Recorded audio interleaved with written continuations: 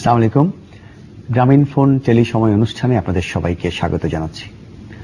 দেশে এবং দেশের বাইরে বসে যারা চ্যানেল আই এর এই অনুষ্ঠান দেখছেন তাদের সকলের জন্য আমাদের শুভেচ্ছা।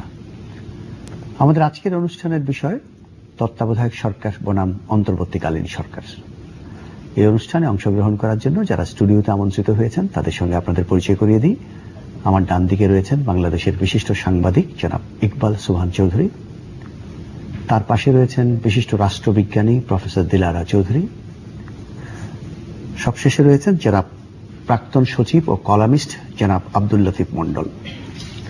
প্রিয় দর্শক, আপনারা জানেন যে আমাদের রাজনৈতিক অঙ্গন এখন অত্যন্ত সরগরম। বিশেষ করে জাতীয় সংসদে সংবিধানের পঞ্চদশ সংশোধনী পাশ হওয়ার পর অনেকগুলো বিষয় নিয়ে নানা বিতর্কের জন্ম নিয়েছে। আমাদের ইচ্ছা আছে আমরা ভবিষ্যতে পঞ্চদশ সংশোধনী সামগ্রিকভাবে একটা আলোচনার আয়োজন করব, তবে আজকে আমরা তার সেই সংশোধনের একটা বিশেষ অংশকে বেছে নিয়েছি, যে সেই সংশোধনীর মধ্যে তত্ত্বাবধায়ক সরকারের বিধানটা বাতিল হয়ে গেছে এবং তার পরিবর্তে অন্তর্বর্তীকালীন সরকারের একটা নতুন বিধান আসছে। আমরা সেটা নিয়ে আজকে আলোচনা করব, সেটা বাংলাদেশের জন্য কতটা উপযুক্ত হবে এবং এই সম্পর্কে জনমত কি, ভবিষ্যতে এটা নিয়ে কি ধরনের জনমত সৃষ্টি হতে পারে, এগুলো আমরা আলোচনা করব। আমি প্রথমে জনাব ইকবাল সুবহান চৌধুরীর কাছে যাব যে এই যে তত্ত্বাবধায়ক সরকারের বিধানটি বাতিল করে দিল এবং নতুন অন্তর্বর্তীকালীন সরকার বিধানটা যোগ হলো, এই ব্যাপারে আপনার প্রাথমিক প্রতিক্রিয়া কি? যেটি প্রাথমিক প্রতিক্রিয়া হলো যে এই সংবিধান সংশোধনের মধ্য দিয়ে অবশ্যই দেশে রাজনৈতিক বিতর্ক এবং উত্তাপ সৃষ্টি হয়েছে। সরকারের পক্ষ থেকে যেটি বলা হয়েছে যে সুপ্রিম কোর্টের যে রায় দেওয়া হয়েছিল সেই রায়ের বাস্তবায়ন করার জন্য তারা এই তত্ত্বাবধায়ক সরকারের বিষয়টি বাতিল করেছেন, কারণ সুপ্রিম কোর্ট এই তত্ত্বাবধায়ক সরকারটিকে অবৈধ বলেছেন এবং সংবিধানের সাথে সাংঘর্ষিক বলেছেন। সেই হিসাবে তারা এই বিধানটি বাতিল করে পঞ্চদশ সংশোধনীতে এনেছেন।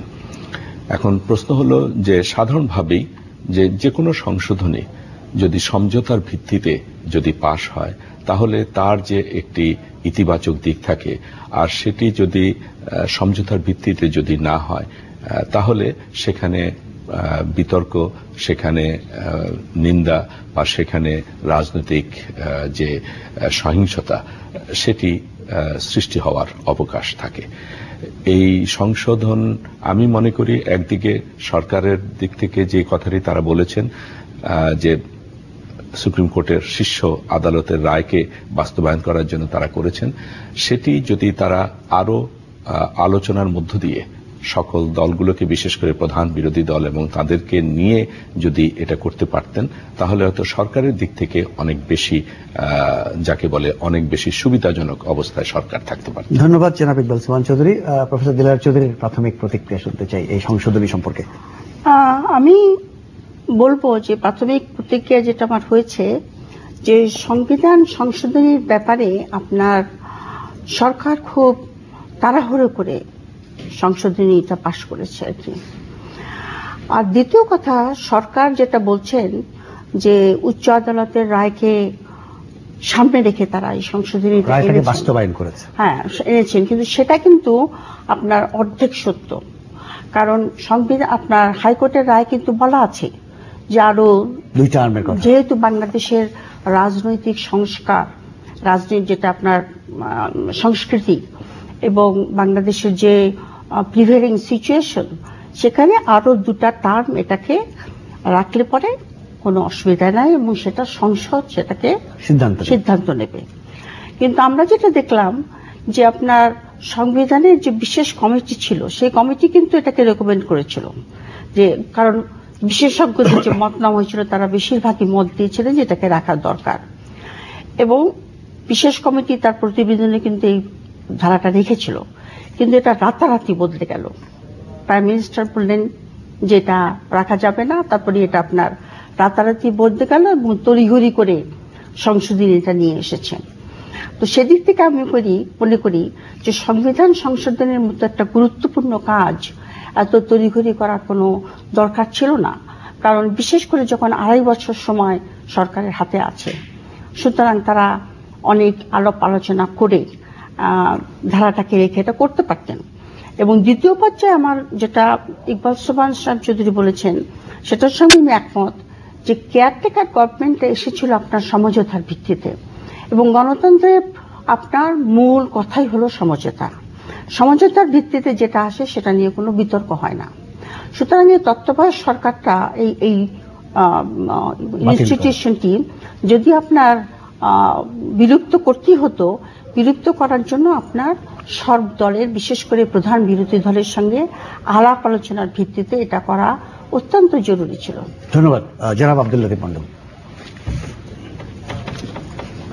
আমাদের প্রথমে দেখতে হবে যে কি পরিস্থিতিতে আমাদের এই তত্ত্বাবধায়ক সরকার পদ্ধতি 1995-96 এসেছিল, এবং সেই পরিস্থিতির কোনো পরিবর্তন এসেছে কি না, এবং এটি সর্বজন স্বীকৃত যে এই পরিস্থিতির কোনো বিবর্তন বা পরিবর্তন আসেনি।